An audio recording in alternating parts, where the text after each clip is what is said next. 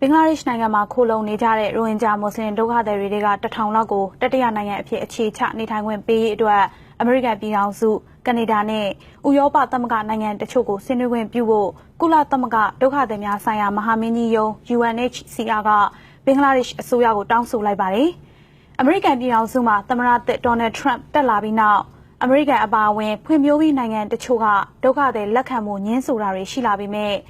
တတိယနိုင်ငံတွေကိုပြောင်းရွှေ့ဖို့အလို့အဆုံးဒုက္ခသည်တွေကိုလက်ခံပေးဖို့တွန်းအားပေးလှုံ့ဆော်သွားမယ်လို့ဘင်္ဂလားဒေ့ရှ်နိုင်ငံဆိုင်ရာ UNHCR ဌာနေကိုယ်စားလှယ်ကရိုက်တာသတင်းဌာနကိုမနေ့ကပြောပါတယ်။ဒုက္ခသည်တွေတတိယနိုင်ငံအခြေချရေးအစီအစဉ်ကိုဘင်္ဂလားဒေ့ရှ်အစိုးရက2012ခုနှစ်မှာရပ်တန့်လိုက်တဲ့အချိန်မတိုင်ခင်အထိ